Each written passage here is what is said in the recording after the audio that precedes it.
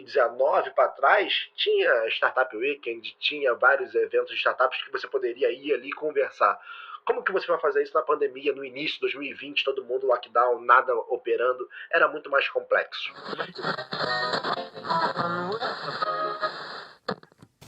E aí, beleza? Eu sou o Luiz Gomes, criador de conteúdo aqui na Camelo News, e este é o nosso Papo de Camelo. Você é muito bem-vinda ou muito bem-vindo ao nosso podcast.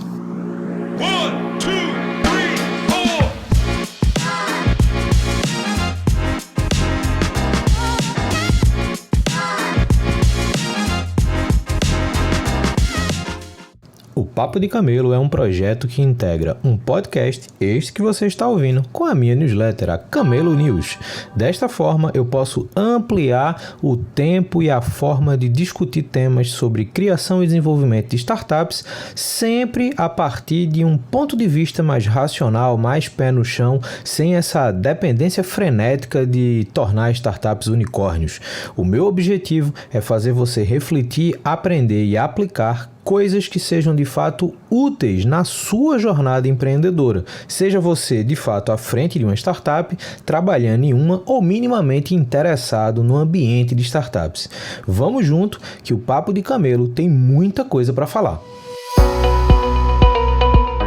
Fala, Derek, beleza? Estamos em mais um Papo de Camelo, a 6ª edição do Papo de Camelo, esse podcast que é criado, integrado à minha newsletter, a Camelo News.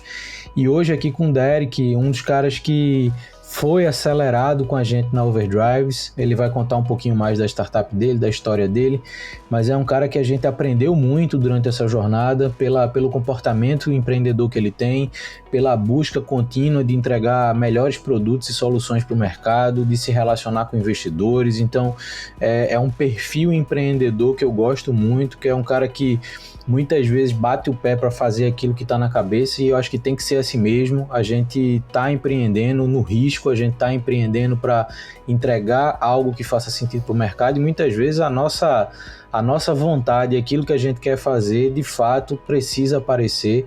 E é por isso que eu trouxe o Derek aqui. Então, Derek, seja muito bem-vindo. Vou te passar a palavra e já pedir para você se apresentar. Quem é o Derek? Como é que o Derek chegou até aqui?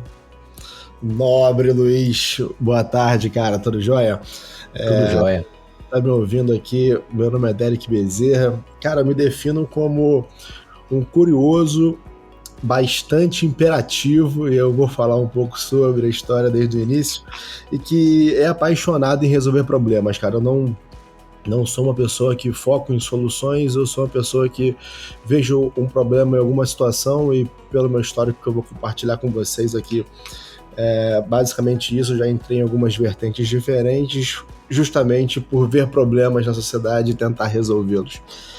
Então, pegando o seu gancho aqui, cara, quem é o Derek, né? Eu, desde novo, eu era um garoto, como eu falei, imperativo ali, e eu, pra parar de quebrar a casa inteira em si, minha mãe me colocava em esportes, né? Então, eu fazia judô, e, cara, naquela época, a nossa família em si, minha mãe é uma mãe solteira de 2 filhos, e ela tinha pouquíssimo capital, né? Então era somente para estudo e para alimentação.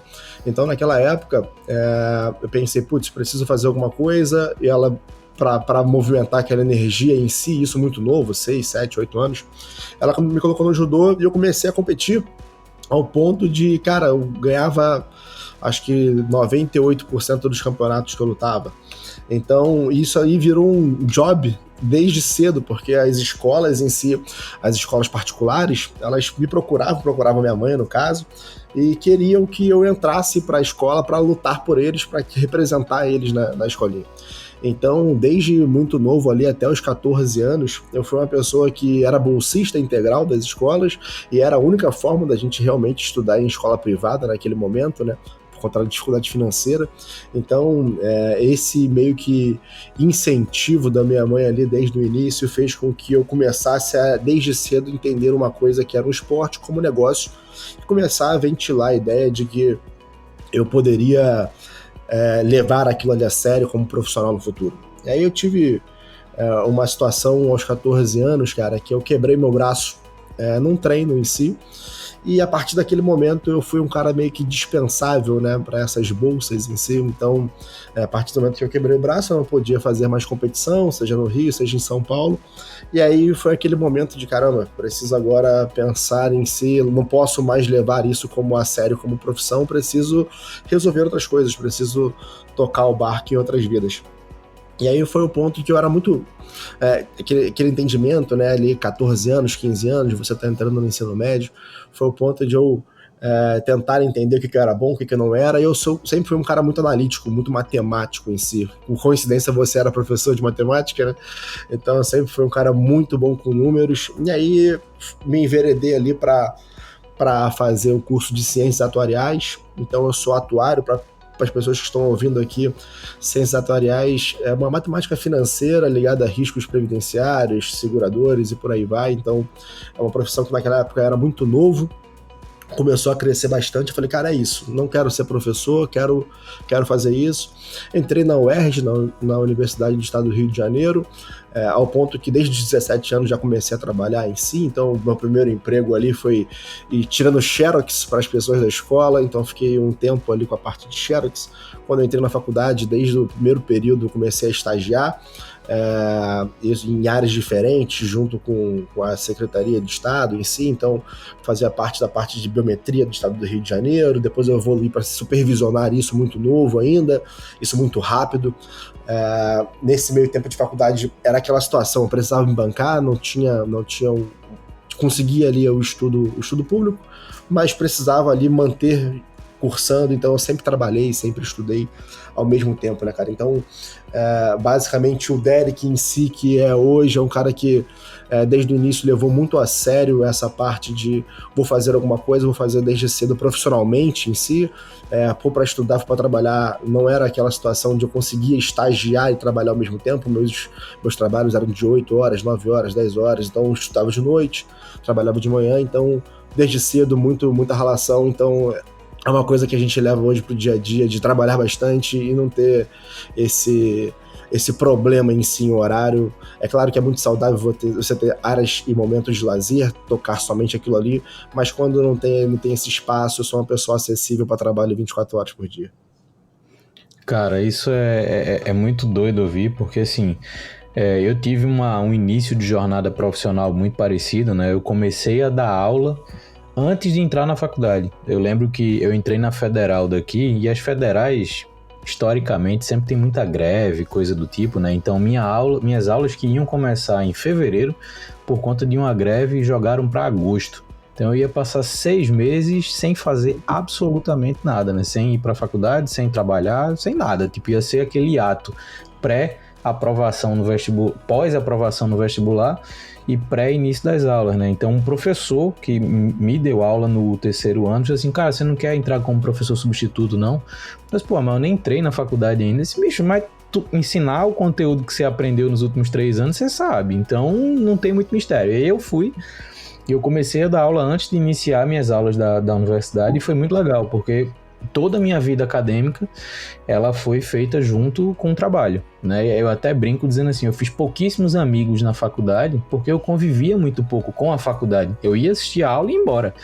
Às vezes eu tinha uma aula de manhã, ia assistir uma aula de manhã, voltava para dar aula numa escola, dava aula no final da manhã, à tarde voltava à noite para ter outra aula na universidade. Então, assim, minha vida de universidade foi muito, muito corrido por conta disso, mas assim, eu acho que foi bacana. Entrar no mercado muito cedo tem seus benefícios também, porque você aprende muita coisa, você se desenvolve muito rápido, né? Eu fico brincando com a história que é o seguinte, eu com 19 anos, acho que eu comprei o meu primeiro carro, e a galera que estudava comigo, que estava ali na faculdade e tudo mais, a galera nem sonhava com isso ainda, né? Então, era muito legal poder ter essas pequenas conquistas e, enfim, começar a ajudar um pouco mais a estrutura de casa também, nessa vivência, mas é doideira, de fato é doideira.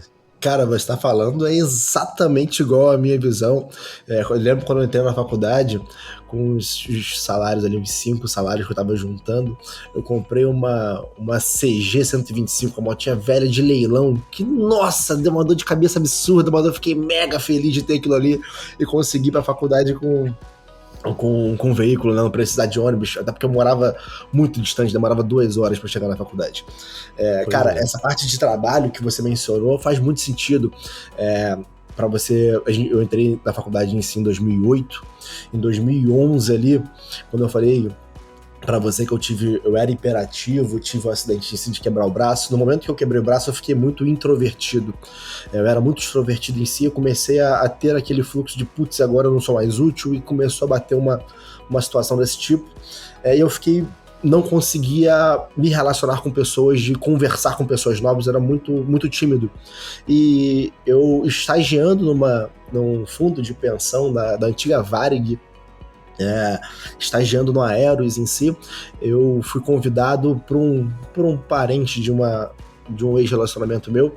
Ele falou, cara, acho que você tem uma puta visão para a área comercial, tem aqui uma vaga de vendedor numa indústria pro canal Pharma, você quer entrar? Eu falei, cara, é lógico que eu quero, não interessa o valor, era a área de atender farmácias, eu entraria numa indústria para atender farmácias em si. Falei, cara, quero, não consigo, eu sou muito inquieto, eu preciso melhorar a parte de conversar com pessoas novas, e eu acho que eu aprendendo a vender, eu vou começar a fazer relacionamento, vou melhorar como pessoa em si nesse ponto, e aí foi deslanchando. Aí, depois desse momento, a gente teve outros negócios, eu ao ponto que estava na faculdade também, eu montei, era CLT, estava na faculdade, e em 2013 ali, eu tinha um amigo que ele trabalhava numa companhia aérea, então dólar ali a 2,50, mega favorável a você abrir qualquer coisa de importação. Eu falei, cara, você quer ser meu sócio? Como assim? Eu falei, você tem passagem aqui gratuita, ou muito barata, não tem? Ele tem, para Miami a gente gasta $30 para ir para Miami. Eu falei, excelente, eu vou montar uma operação aqui no bairro mais carente, a gente vai para Miami toda semana, a gente pega as peças lá, traz para o Rio de Janeiro e a gente vende aqui e faz um e-commerce. Naquela época eu já estava empreendendo no meu terceiro turno, né? Era trabalho, faculdade e depois uma coisa a mais. E aí eu aprendi algumas coisas, aprendi também o que não fazer, como você estruturar contratos desde o início, o que você conversar e tudo mais. Depois eu tive uma empresa de consultoria, né, evoluí na área comercial ao ponto de coordenar, gerenciar algumas indústrias. Eu vi uma puta dor de algumas indústrias fora do eixo Rio de Janeiro, do eixo Rio-São Paulo, assim, e querendo entrar no Rio e não sabia como fazer. E aí eu falei, cara, beleza, existe essa dor e eu tenho um conhecimento aqui por ter gerenciado algumas empresas de pessoas muito boas, então por que eu não conecto ambos? Então eu abordava algumas indústrias de São Paulo, de outros estados, falava que eu tinha uma puta baita de uma empresa de consultoria com time. Mentira, não tinha nada disso, eu vendia a bala e corria atrás dela, ele dava o tiro e saía correndo atrás dele. E aí a empresa me contratava como um gerente PJ em cima de sucesso, totalmente, eu sou uma pessoa que gosta muito de mostrar resultados, então nesse ponto ali a empresa me contratava, eu treinava um time, consolidava e conseguia crescer a empresa no Rio, deu bastante certo, na verdade deu certo até a Pharma, porque aquilo ali foi um negócio que eu tive, nunca larguei. A paralelo a ele também, em 2018, eu criei acho que eu fui primeira pivotagem da economia real, cara, porque eu montei uma barbershop e de frente não, na Praia do Recreio, em si, do Recreio de Bandeirante, eu montei uma barbershop e um estúdio de tatuagem. E aí eu não tava de frente pra praia, eu tava de costas pra praia, então eu já tinha errado na parte do ponto, querendo achar que a economia no valor do aluguel não iria influenciar em nada, influenciava muito. E aí naquele momento eu falei, putz, beleza, tô crescendo. Acabou que na minha barbershop a gente tinha uma manicure que vinha muita mulher lá dentro. Falei, cara, não é possível. Por que a mulher vem aqui e tal? Comecei a conversar, falei, quer saber? Meu ponto está errado, minha visão está errada. Aluguei uma loja de frente pra praia, num quarteirão ao lado, troquei toda a operação. Ao invés de barbershop e tatuagem, eu construí uma barbershop de alto padrão no primeiro andar e um salão de beleza no segundo. Então as pessoas, a mulher ia pro segundo andar, fazia o serviço dela numa área totalmente feminina, o homem embaixo com a parte dele ali totalmente exclusiva, fora um deck de frente pra praia onde vendia bebidas. E aí estourou, ninguém nunca tinha visto algo do tipo, e foi somente entendendo a necessidade daquele público que estava visitando minha loja. Falei, cara, beleza, dei essa pivotada, deu muito certo, ao ponto que veio a pandemia em 2020, 2020, né? Decidi vender a empresa, falei, cara, não vou ficar aqui numa estrutura física, fui morar longe também da empresa, falei, vou vender, veio, na verdade, 2 grupos querendo comprar a operação, falei, toma que é seu, que eu tô montando a farma a partir de hoje, e a partir de hoje eu não toco mais nada, larguei minha consultoria, falei, cara, agora eu vou investir todos os ovos da minha cesta numa só, eu sou um cara win, não aconselho, mas eu sou um cara que realmente me dedico a isso, então joguei na farma e tá dando certo até hoje. Cara, isso é um ótimo gancho para talvez a primeira pergunta que eu queira te fazer. Eu não sei se a Farma foi a primeira dessas empresas que foi startup, mas eu queria entender quais os desafios aí, agora juntando mais essas informações, né, de você soltar tudo que você tinha construído para se dedicar a um novo negócio, para entrar no mercado que, por mais que você tinha tido uma experiência profissional antes do mercado farmacêutico, mas é um outro contexto, é uma outra posição nesse mercado. E aí, como é que foi? Como é que foi essa virada? Como é que foi entrar na Farma, lançar a Farma para o mercado e os desafios por trás disso? Cara, eu lembro do primeiro dia ali que eu só pensava em, putz, 99 foi vendida, vou ser um unicórnio. Aquela ideia sonhadora de, não, se alguém faz isso, eu também vou fazer. Balela, não entre nessa, é só um sonho que frustra muita gente.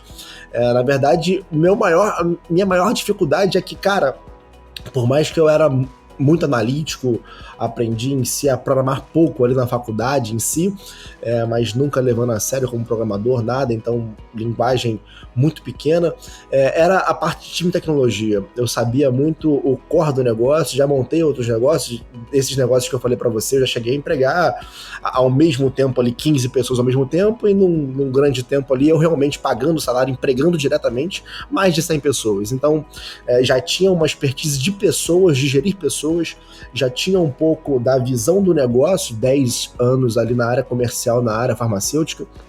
Então, beleza, eu tenho esses pontos, não consigo fazer sozinho. O que eu preciso mais do que isso? Eu preciso de uma pessoa que cuide um pouco de operações e financeiro, que me dê esse suporte, que seja altamente confiável, e uma pessoa de tecnologia. A maior dificuldade, Luiz, era uma pessoa de tecnologia. Assim como você falou aqui pra gente, que você não fazia relacionamento na faculdade, eu igualmente não fazia. Era muito pouco tempo que eu passava lá, então eu não conseguia me relacionar com tanto afinco em si, então não conheci pessoas de tecnologia, e aí foi o ponto de, cara, preciso buscar pessoas. E quando se fala em buscar pessoas num cenário 2020, todo mundo lockdown, nada operando, era muito mais complexo. Então, se eu fosse te falar que elencar, a maior dificuldade foi conhecer pessoas de tecnologia. A gente conheceu bastante, tá? Algumas pessoas deu errado no início, normal, outras deram muito certo depois. É um pouco de maturidade, é um perfil de pessoas muito diferente do meu mundo, e aí é preciso aprender a conviver com os aspectos diferentes da balança.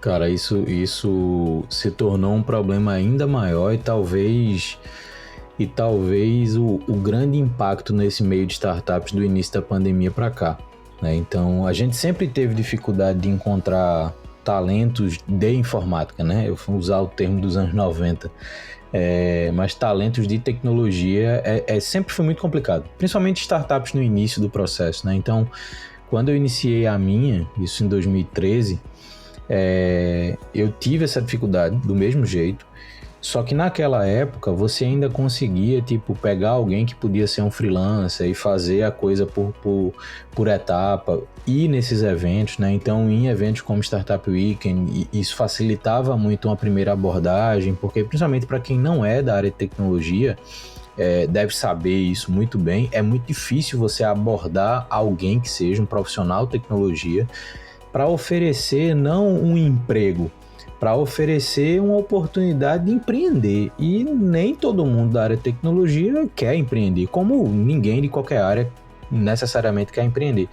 E isso, de fato, é uma grande dificuldade. Eu imagino isso no início da pandemia ou já com pandemia, onde você não tem interação física, onde você não encontra as pessoas, você tem que encontrar essas pessoas digital, tem que conversar digital, tem que argumentar tudo isso pelo digital para ver se consegue, né? Então, isso realmente é um ponto interessante, Derek. E mesmo assim, mesmo com essa dificuldade, eu acho que vocês conseguiram colocar no mercado algo que validou algumas coisas e invalidou outras, e eu acho que esse é o ponto importante nessa jornada. E aí, já trazendo um pouquinho mais para frente, e aí eu acho que vale contar um pouco dessa história, onde a Afarma se tornou a primeira versão da Afarma e a decisão de mudar a rota quase que completamente, né? Então, como que a Afarma entrou no mercado e qual foi o momento, qual foi a tomada de decisão que você fez? Cara, dando um passo para trás, sair dessa rota, eu não estava nem buscando um CTO, esse modelo de cara tem uma ideia que vai valer bilhões, vem comigo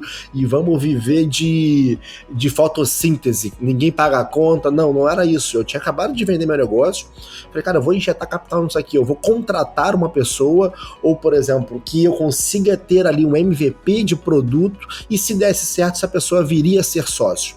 Então era ainda colocando, a gente chegou, não contei aqui, mas na faculdade eu conheci meu sócio, que é o Guilherme, primeiro período de atuariais, a gente se conheceu, é uma pessoa totalmente diferente de mim em relação à personalidade, mas os valores são idênticos e são exatamente iguais. A gente tem a mesma visão de valor, porém eu sou uma pessoa mega hiperativa e muito agitada, ele é uma pessoa extremamente calma, extremamente analítica por trás dos bastidores. Então a gente se complementa muito, mas a gente tem a visão igual de valor do negócio.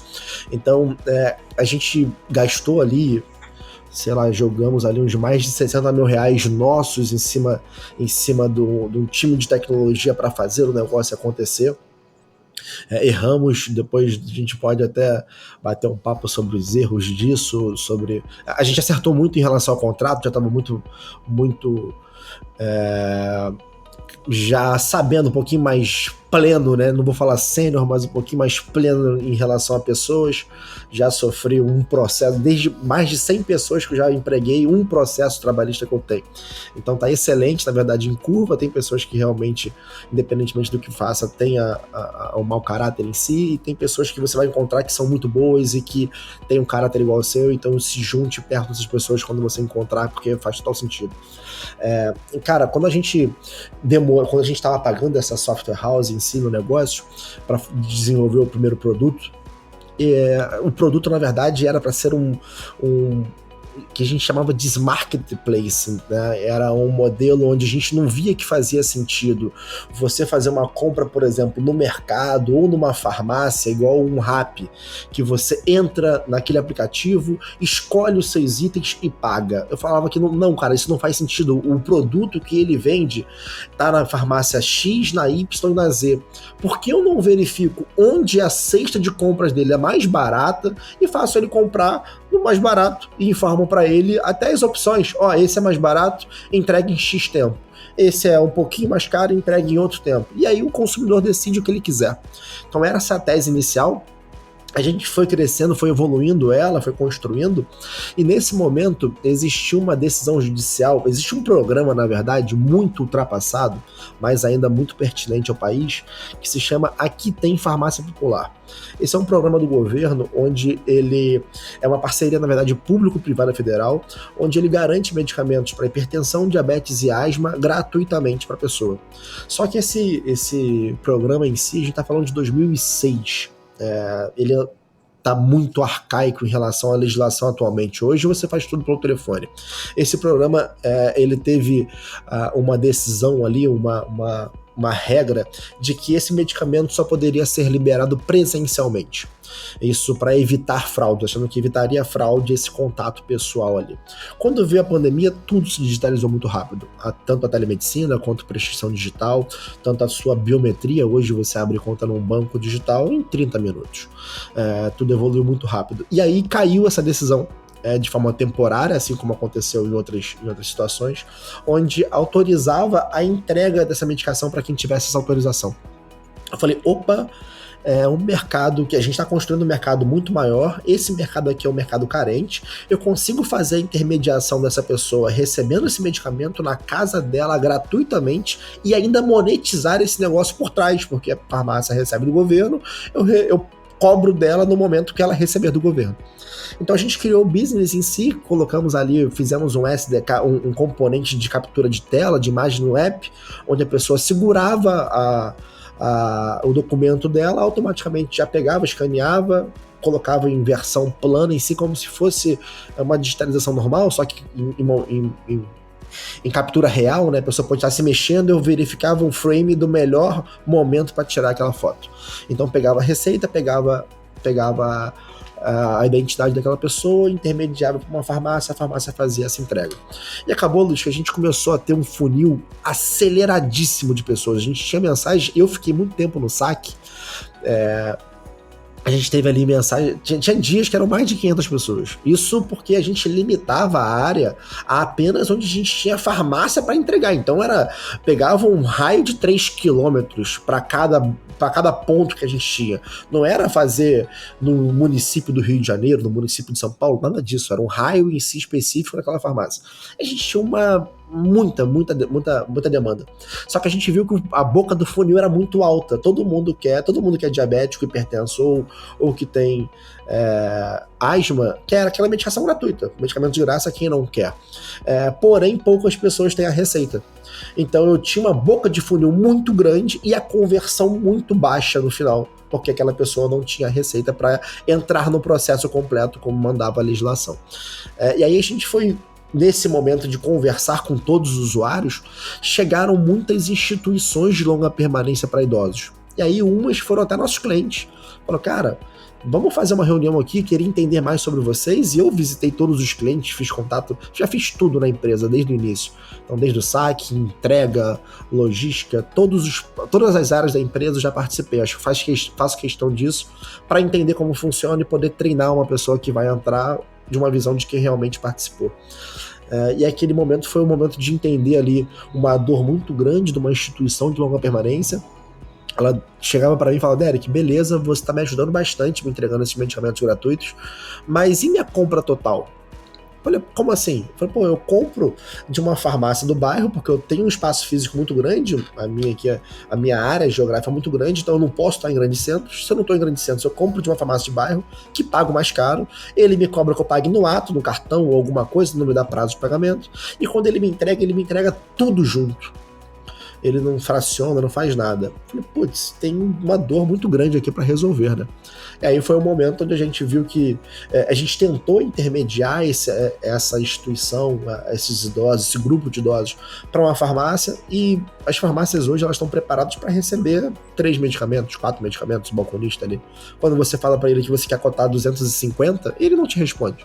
Ele demorava 5, 6, 7 dias, a gente, tem uma dor muito forte, maior do que a nossa dor anterior, e com uma conversão muito maior, um valor agregado maior, então por que não a gente não vai enveredar nesse caminho? E aí foi o momento que você pergunta por que a transição depois, né? Então a gente iniciou com o modelo, aprendeu como aquele modelo, os clientes que a gente se especializou vieram desse modelo para depois a gente atender eles e apenas perguntar, o que você faz que é muito ruim na sua jornada? Eu faço esse tipo, isso aqui é péssimo. Se melhorasse isso para mim seria ótimo. Então você já falou para mim qual é o negócio que eu preciso montar.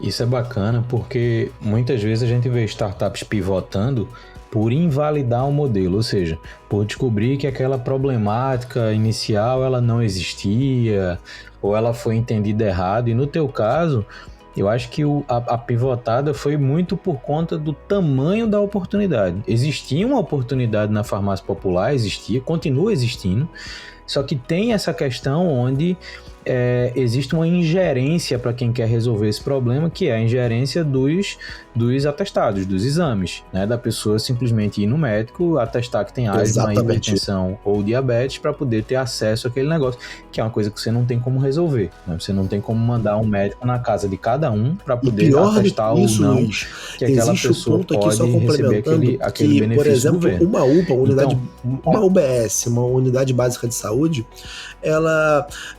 você é atendido muitas vezes pelo enfermeiro. O enfermeiro, ele carimba. Só que para esse programa do governo, o carimbo do enfermeiro não é válido, é do médico. Então, mesmo que você tenha passado pelo processo, só que quem tivesse te atendido fosse um enfermeiro, você não conseguiria pegar o medicamento gratuito no farmácia popular. Então, tinha ainda mais uma barreira do negócio. Então, sim, foi só entender qual é o maior mercado que eu já estou dentro, que eu posso abocanhar.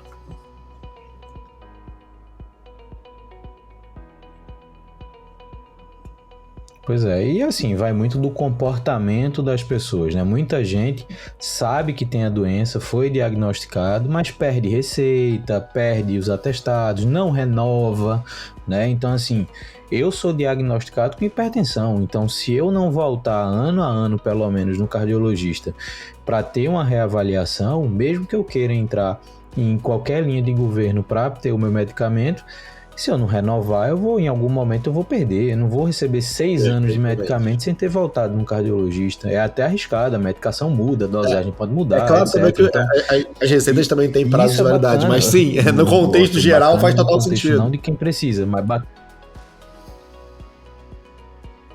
Pois é.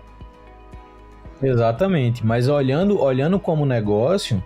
Essa trajetória inicial fez com que você descobrisse um outro mercado que é tão necessitado quanto esse primeiro e que talvez seja ainda menos atendido, né? Então, quando você pega instituições de longa permanência, por mais bem estruturadas que elas sejam, elas ainda têm atividades que são muito amadoras, fazendo aspas com os dedos aqui, né? Amadoras no sentido de estratégia de compra, estratégia de recebimento, de cuidado para saber se cada pessoa ali está recebendo as dosagens certas, até a validade dos produtos, né? Então, quando você descobre isso, a decisão de atender esse tipo de empresa, né? esse outro lado do mercado de saúde, vamos dizer assim, o que na hora você pensou, eu vou atender essa galera, mas a ideia dessa Afarma com entrega, com armazenamento, ela surgiu instantaneamente ou não? Você falou da intermediação inicial, mas qual foi a problemática nessa intermediação que você fez, bicho, não adianta eu tentar conectar a farmácia com esses caras, eu vou até utilizar aqui uma referência, eu vou ter que de um outro ser esse cara de alguma forma. Eu não lembro qual é o podcast em si, mas era a respeito da empresa Gabriel, que é uma empresa de monitoramento em si por câmeras, né?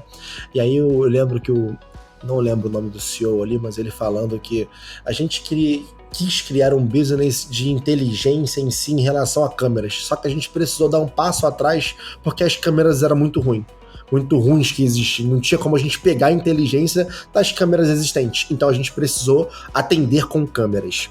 Então basicamente foi isso. Inicialmente eu pensei, cara, moleza, eu tenho o usuário, eu tenho a farmácia, a drogaria, e eu vou conectar ambos. Pra mim tá de boa, não vou mexer com nada na minha operação. E aí foi aquele ponto de eu peguei 3 instituições, coloquei para 3 parceiros diferentes de drogarias. Falei, cara, tá aqui uma base de cotação para você fazer. Essa é uma compra crônica, então uma compra recorrente, mensalmente. 95% desses medicamentos são comprados novamente, então tem um LTV maior. Estamos aqui para você fazer. E aí eu ficava 4, 5, 6 dias, 7 dias sem resposta e simplesmente não tive tempo de fazer. Como é que eu vou falar para o meu usuário que precisa daquela medicação que ele simplesmente, a minha base não consegue atender ela? Infelizmente eu não consigo, então eu precisei dar um passo para trás e falar, ok, não existe então uma drogaria especializada nas necessidades da casa. E quando eu falo uma drogaria, engloba tudo. Não é somente vender medicamento. A parte do medicamento é a parte com maior rentabilidade, é a parte que você tem a menor cubagem, é o que você gosta de fazer. Mas e o sabonete líquido da casa? E a fralda geriátrica? E o absorvente? E o shampoo, o condicionador? Isso você entrega? Ah, não. Então preciso ser uma drogaria total. Eu preciso que esse cara olhe para mim hoje, inicialmente, né, e fale tudo que eu precisar em relação a produtos, que seja ele de higiene pessoal, de limpeza do uso do idoso ali, ou de medicação, a farma me entrega. Então seria aquele ponto de ele não vai precisar mais pensar em outros fornecedores. E aí foi aquela decisão de conversar com... A gente tem sócios mega qualificados, né? E a gente consulta, inclusive, você mensalmente e fala, cara, vamos conversar aqui junto, o que vocês acham dessa ideia? E aí vocês foram totalmente... entendendo o negócio, falar, cara, vamos embora fazer a gente mesmo do zero, já que ninguém consegue fazer, a gente não vai ter um trabalho ruim, porque alguns não conseguem fazer e se adaptar, a gente mesmo faz do zero, adapta, transforma isso e muda o mercado. Então reeduca ali, cria uma nova vertente de uma drogaria que é especializada nesse modelo, que tem os seus usuários recorrentes e não no modelo B2C, no modelo B2B2C. Então a gente entrega ou no B2B para as instituições direto ou para os idosos daquela instituição onde o familiar paga para a gente, mas a gente entrega com apenas um frete naquela instituição.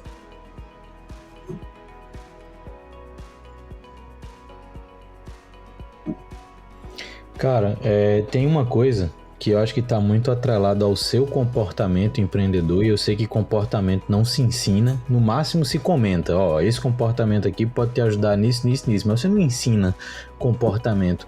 Mas eu queria entender, para você, como empreendedor agora de startup, desse meio digital, dessa questão que hoje mistura muito ainda da economia real com essa economia de startups, né? Que querendo ou não, a Farma está nessa interseção. Para você, qual a importância de estar sempre buscando essas novas oportunidades, mudança, como você falou, por mais que você tenha ali um corpo de investidores por trás, mas todas essas oportunidades, elas sempre foram colocadas na mesa por você sempre está buscando, apareceu isso, apareceu aquilo, dá para fazer isso, dá para fazer aquilo, dá para conectar com A, dá para conectar com B. A gente percebe que nunca existe um momento de estabilidade em Derek. A gente está sempre esperando qual vai ser a próxima oportunidade que você vai colocar na mesa. Então, qual é essa estratégia por trás? Por que dessa visão empreendedora? Você comentou um pouco até das suas experiências antes de startup, de mudar salão, de tirar do lugar, de levar para cá, de mudar o modelo. Então a gente sabe que isso faz parte do seu comportamento. A nossa conversa, né? hoje, mas na tua visão, qual a importância disso? Que eu era apaixonado por resolver problemas. E é basicamente isso. Quando eu falo resolver problemas, para eu resolver um problema, alguém precisa falar para mim que ela tem aquele problema. Então, Luiz, eu sou uma pessoa que eu divido essa estratégia em si, e aí estratégia de trazer novas melhorias em si, identificar oportunidades, eu divido ela em 2 pontos. O primeiro é o que o seu cliente quer. E isso é muito fácil. É só você perguntar para ele. É só para parar de achar por ele, interpretar que ele quer algo. Cara, é muito mais simples e muito mais objetivo você chegar tete a tete, fazer uma visita presencial e falar, cara, qual é a sua dor em relação a esses aspectos aqui? Que tem alguma coisa que poderia melhorar que você vê? Então essa acho que é uma premissa básica de você começar a pensar como aquele cara. Aquele cara não é uma pessoa de tecnologia, ele é uma pessoa especializada no core dele. Então ele vai apontar, é claro que você precisa filtrar ali o que ele vai apontar, ele pode apontar que a dor dele é a janela quebrada, e para você pouco importa. Então o filtro você precisa saber que você vai precisar filtrar, mas basicamente perguntar. Então eu canalizo isso como meu primeiro ponto. E o segundo ponto é o que aquele cliente precisa, mas ele não sabe que ele precisa. Então já que eu tenho a expertise, já que ele me falou tantas coisas sobre o negócio dele, deixa eu pensar alguma coisa que seria massa demais colocar para ele em si, que ele não sabe que ele precisa, mas quando aparecer na frente dele, falar, putz, isso aqui resolveu minha vida e eu não largo mais a Farma por nada, você conseguiu mudar isso aqui para mim. E é isso que move a gente. Quando eu tô conversando com o cliente, eu não tô olhando apenas o que ele está falando para mim, ouvindo o que ele está falando para mim. Eu estou muito pensando em, beleza, essas dores que ele está falando, como que eu posso resolver elas, resolver o feijão com arroz hoje em dia já é muita coisa, e como que eu consigo colocar um camarão, um molho em cima desse negócio e falar, putz, ficou perfeito. Então eu sou muito pautado, e a gente tem uma cultura aqui interna na empresa muito pautada em relação a isso, em não se atentar somente no que o cliente fala. Às vezes o que ele fala que ele quer, na verdade, é porque não existe nenhuma outra opção e aquilo ali para ele seria ótimo. Então, basta a gente atender o que ele acha que é ótimo, mas vamos pensar em melhorar ao ponto de entender clientes iguais a ele, que têm as mesmas dores que ele, que você fazendo uma vírgula a mais, que não vai mudar muita coisa para você, mas para ele vai ser encantador. Então, a gente é muito pautado nisso, por isso que todo mês a gente está trazendo coisas em relação a pensamentos, e não é, você está trazendo coisas novas. Não, eu estou trazendo pensamentos novos sobre como a gente pode abordar o mesmo tema, e eu quero que vocês me ajudem a construir as ideias. Então, cara, se eu fosse dividir, seria esses 2 pontos no caso do cliente. E um terceiro ponto isolado, mas que ele se conecta a esse ponto, quais são os perfis de clientes, por exemplo, que tem a mesma dor do cara que eu já atendo e que seria muito fácil, muito rápido eu trazer para minha base. Vou dar um exemplo. A gente está falando aqui de instituições de longa permanência. Basicamente, estamos falando de idosos com 60 anos ou mais polimedicados, que eles são ali, tem uma instituição que acolhe eles em si com cuidados diários.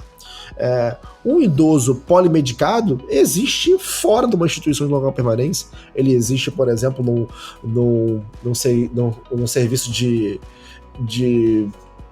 daycare, por exemplo. Ele está na nossa casa, pode ser minha mãe, por exemplo.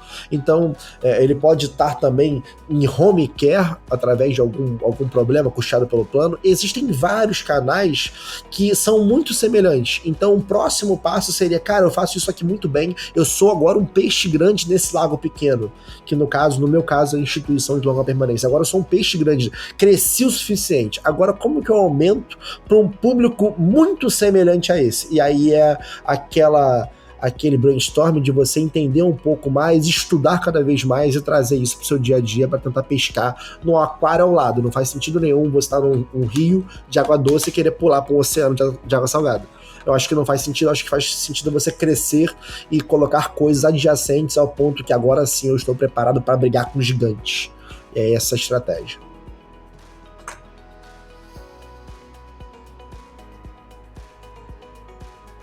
Cara, isso é muito legal porque, primeiro que o mercado ele é muito dinâmico, né? Então a gente sabe que as estruturas elas mudam, as estratégias, a velocidade que as coisas acontecem, tem muita coisa que a gente consegue de fato melhorar, tem coisa que a gente precisa se adaptar, mas essa visão de crescimento e de expansão que você tem, eu acho muito bacana, né? Porque é relativamente comum a gente ver algumas startups também querendo pegar o mesmo produto para abrir novos mercados. Na verdade, você está querendo expandir o seu mercado, o potencial desse mercado, usando a mesma base de produto. Ou seja, é tirar o máximo que o seu produto pode ter dentro de um mercado. Será que equipamento de supermercado não faz isso? Será que... Cara, você vai entrar em outros cenários que são muito mais complexos, como você falou, é o peixe de água doce pulando no oceano, ele não vai sobreviver, e se sobreviver, ele vai ter umas mutações muito estranhas, né? Então a gente vê aí N problemas em várias startups hoje, de modelo de negócio, de estrutura mínima de rentabilidade, e vem muito dessa mudança, tipo, quase desesperada, entre aspas também, por ter mais, por fazer mais, por entrar em um novo mercado, por assumir uma responsabilidade que muitas vezes não dá para assumir. Então, o que é legal, e aí você trouxe aí a questão bem pontual, que não é sair mudando o tempo inteiro, mas é sair refletindo sobre esse mercado o tempo inteiro. Você tem que estar o tempo todo pensando no mercado. Perfeitamente, exatamente isso. E uma coisa que o seu podcast, a sua newsletter, por exemplo, ela ensina bastante, Luiz. O nome já diz, né? Camelo News, ou seja, fazer mais com menos. A gente não tá aqui num cenário, e aí quando eu falo a gente, Derek aqui internamente, de captações estrondosas. Não estamos. Como eu falei na minha história, eu venho da economia real, onde 100% do capital empregado era meu. Então aquilo ali precisava parar de pé. Se não parasse de pé, eu quebraria. Não teria como alimentar aquelas famílias que era referente aos meus funcionários. Então eu sempre fui muito... cara, o que eu consigo fazer com esse R$1 que ele vai me voltar 2? E não é, eu vou queimar esses R$1.000 aqui e depois eu vejo se ele vai dar algum retorno ou não. Então é realmente isso, cara. E a melhor forma de você fazer algo rentável, algo realmente, é fazer testes pequenos. Eu posso utilizar o meu produto, é muito mais barato utilizar meu produto, tá pronto para explorar outros mercados. Para que eu vou querer criar um zero, criar um squad novo, contratar gente para desenvolver algo que eu nem sei se é o que o mercado quer. Então eu acho que não tropeçar, né, é que é muito fácil, é muito ganancioso em si, dá uma sensação boa de caramba, são várias oportunidades, venha me abraçar porque eu sou uma oportunidade linda para você. Não. Acho que fazer uma coisa muito bem feita, cresça naquilo ali, você pode fazer uma coisa adjacente, você vai crescendo ao ponto que agora você está grande, e aí sim você pode utilizar mais verba para explorar novas verticais. Boa. Então, aproveitando também esse gancho, eu acho que a última questão que eu queria que você falasse, Derek, é como você se relaciona com investidores, né? E aí tem muito dessa máxima do momento que a gente está vivendo hoje, onde fundos estão mais retraídos no que diz respeito à velocidade de investimento, ou a investir nesse vamos ver, né? Vamos testar, vamos queimar dinheiro para ver se lá na frente volta. Resultados tangíveis disso, quantas e quantas demissões acontecendo em setores que são importantes para a empresa, mas deixaram de ser importantes porque eles não tinham uma projeção de retorno, né? Então, quando você pega os perfis que são desligados, cara, a quantidade de desenvolvedoras e desenvolvedores desligados nessas últimas demissões é absurdo. E eu vou puxar exatamente esse ponto porque foi o que você falou lá atrás. Cara, como era difícil achar essa galera, né? E hoje você vê, infelizmente, entre tantos talentos, desenvolvedoras e desenvolvedores sendo desligados. Você pensa, aquela startup não precisa desenvolver? Precisa, mas muitas vezes é isso, são áreas de novos produtos, testes e mais testes e mais testes, e aquela área especificamente não dá retorno, não tem nenhum plano de retorno, né? Mas isso impacta diretamente essa relação com investidores. E aí, no teu caso, que eu achei bacana, e eu fiz questão de trazer essa questão para cá, porque a tua relação com investidores ela é diferente de boa parte dos empreendedores que eu vejo por aí também, né? A forma que você, desde trazer novos investidores, apresentar o que você está fazendo, manter a relação e saber usar a rede dos investidores para, de fato, melhorar os resultados e trazer esses mercados adjacentes, como você mesmo colocou. Então, como recomendação, como sugestão, o que é que você deixa aí dessa relação que você construiu e mantém com os seus investidores hoje?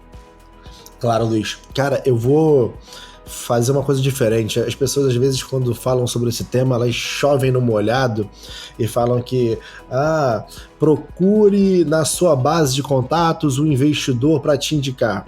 Cara, se você está iniciando uma jornada como eu, por exemplo, a minha primeira startup é essa, é a Farm.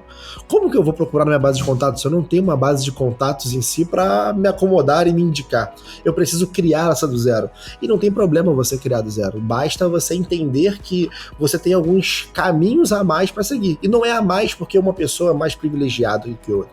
Não, é porque ela está numa etapa diferente da sua, talvez um pouco mais evoluída naquilo ali. E cabe a cada um entender o seu momento, o seu cenário, e buscar soluções para se equiparar e não apenas para criticar ou falar ou fazer post no LinkedIn, por aí vai.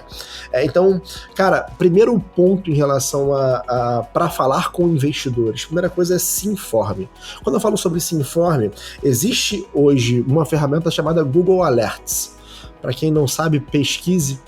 É uma forma de você receber e-mails diários sobre assuntos que você queira colocar. Se eu colocar aqui Camelo News, sempre que sair uma notícia da Camelo News, o Google manda para mim um e-mail. Então eu mapeio muito, por exemplo, o concorrente, mapeio o mercado, mapeio... fundos, o que eles estão investindo, o que não estão, através de Google, uma ferramenta totalmente gratuita. Então esse é o primeiro ponto. Segundo ponto é, cara, informação é muito fácil hoje em dia. Hoje a gente tem a Camelo News em relação à newsletter, a gente tem startups, a gente tem startups.com, a gente tem a Dealflow, a gente tem o Sunday Drops, a gente tem muita informação de leitura que cai no seu e-mail toda semana, às vezes todo dia. Então, falar que você está despreparado para falar com algum investidor, acho que é um tiro no pé que você não consegue reverter. O segundo ponto é podcasts. Cara, podcast da Stella, por exemplo, tem diversos investidores. Café com investidor do Nowfeed, tem diversos investidores. Escute essas pessoas, verifique qual é o fundo que ela investe, como que ela investe, qual é a tese dela de investimento. Será que é early? Será que é mais late? Será que é somente para health, somente para fintech? Então entenda realmente quem você é no cenário do ecossistema de startups, qual é a sua vertical, e comece a estudar em relação a quais os fundos poderiam ter sinergia com você. Uma outra ferramenta, não é uma ferramenta, na verdade é um site chamado Dealbook. O Dealbook, na verdade, ele mapeia investimentos em startups. Então você pode simplesmente mapear ali o Dealbook. Eu vou procurar aqui startups do meu segmento que o cheque foi próximo a isso aqui, e você consegue gastar ali. E eu não estou falando de gastar um dia, uma semana, um mês, não, isso é um estudo, é permanente.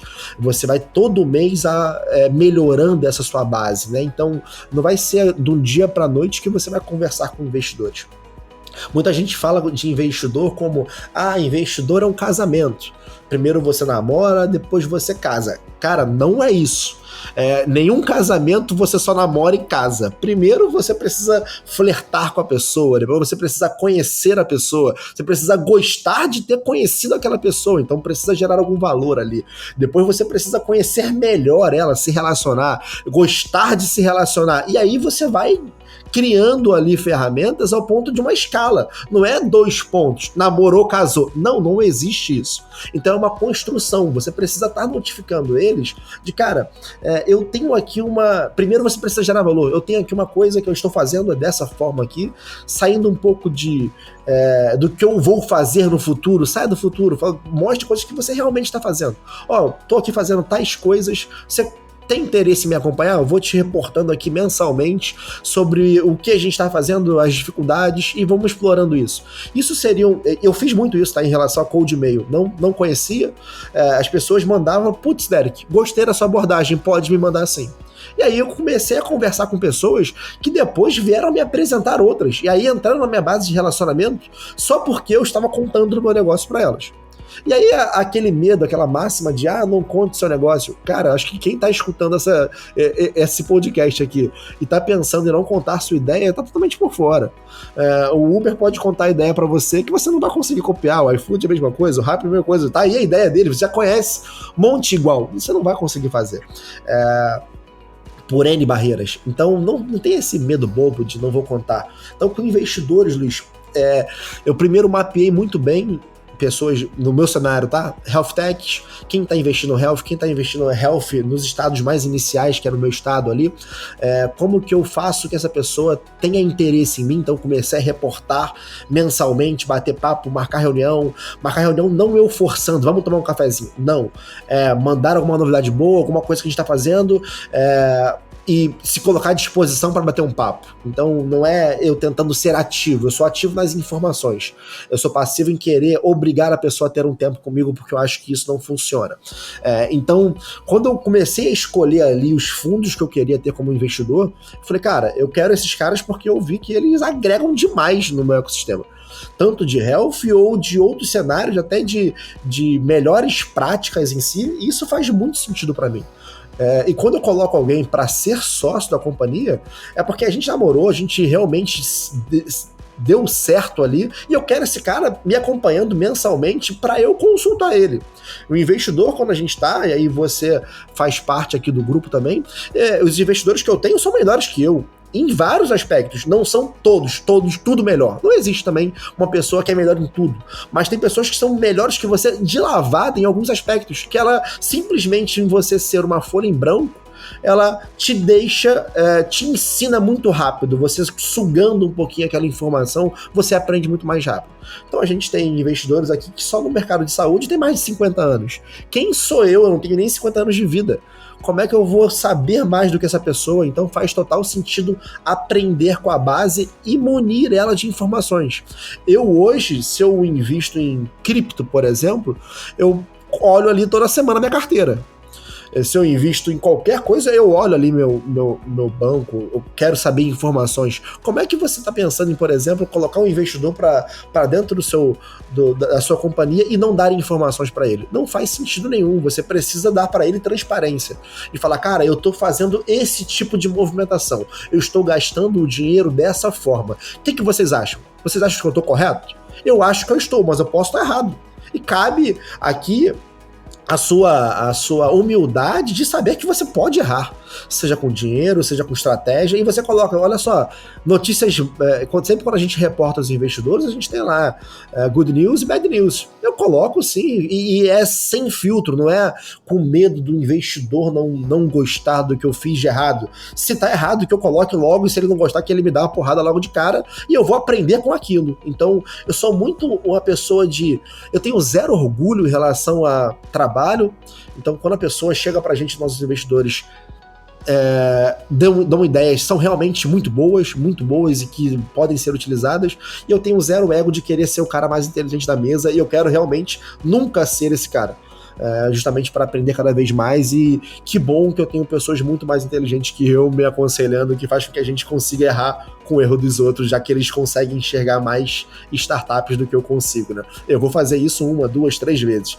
Vocês analisam 20, 30, 50 negócios por dia. Então nunca vou conseguir ter o nível de abordagem que vocês têm. Então por que não eu não aprendo com vocês? Boa, eu acho que isso é muito importante, assim, eu me relacionava com os investidores que eu tive na época de um jeito muito parecido. Eu sempre queria que a galera falasse, né? Tem investidor que às vezes só gosta de ouvir. Eu disse, não, fala o que você tá achando, fala o que você acha que faz sentido, que não faz sentido, que você acha que vai dar certo, que vai dar errado. Eu posso até discordar, mas eu quero ouvir. Sabe, eu quero ouvir, eu quero saber, porque se for só para eu te falar o que eu tô fazendo, você só dar um check na sua agenda e cumprir aquilo, não vai fazer muito sentido no final do dia. É melhor eu vender meu carro, pegar o dinheiro que deu, botar no negócio e fazer aquele dinheiro render. Então, assim, esse comportamento eu acho muito legal, eu acho que ele é muito válido, essa questão de transparência é fundamental, então não adianta hoje você querer ter uma startup e você não entregar as informações para quem investir em você, ou você de alguma forma, não me interprete mal, mas querer manipular uma informação para passar para o investidor com medo de um feedback negativo. Como o Derek falou, cara, se o cara quer bater, que ele bata logo. Que ele diga logo o que é que ele não gostou, que ele diga onde você está errando, porque você tem mais tempo para corrigir, né? Então, mudar, corrigir, se adaptar, isso é uma coisa que em qualquer estágio da startup vai continuar existindo. De novo, se a gente faz a referência para essas demissões em massa que estão acontecendo, essas startups estão super consolidadas no mercado no que diz respeito à marca, mas claramente a estrutura de pessoas não estava consolidada, tanto que precisou fazer um corte alto, né, um corte na carne mesmo, para poder o negócio continuar existindo. Então você percebe que as startups se consolidam por marca, mas elas também precisam se consolidar como negócio. E o que Derek fala é muito importante, assim, por ter vindo da economia real, pensa no seu negócio para ele parar de pé. Se amanhã aquele investimento que você está às portas para assinar e receber não entrar, o que é que vai acontecer com a sua startup? Ela morre por conta daquele investimento que não veio? Então, assim, pensa sempre nisso. O seu negócio ele precisa parar de pé. Investimento ele tem que trazer dinheiro, mas ele tem que trazer também o que Derek falou, inteligência, vozes. Tem que trazer vozes para o negócio, porque senão você vai ser só a sua voz ecoando na sua cabeça, né? E isso no final do dia não vai fazer muito sentido. Mas Derek, muito obrigado. Eu acho que você é um dos caras que eu queria conversar primeiro, e olhando para as gravações que eu já fiz, você é o primeiro empreendedor de fato, né, à frente hoje de uma startup que eu estou conversando, e eu queria ter de fato começado isso com você na figura de empreendedor, porque você é um cara que é, como você mesmo disse, sem filtro, você é um cara bem pé no chão, você é um cara que teve experiência empreendendo num contexto não digital, que ensina muito, e eu acho que as suas opiniões têm muito para falar para quem está empreendendo startup e é o primeiro empreendimento da pessoa, né? Então, escutem Derek, acompanhem Derek, ele é um cara que ele se mostra pouco por um bom motivo, porque está realmente focado no negócio, mas as opiniões dele, eu acho que elas são muito válidas e elas são muito pé no chão, e eu gostaria que mais pessoas ouvissem isso e adotassem isso como a base de comportamento empreendedor.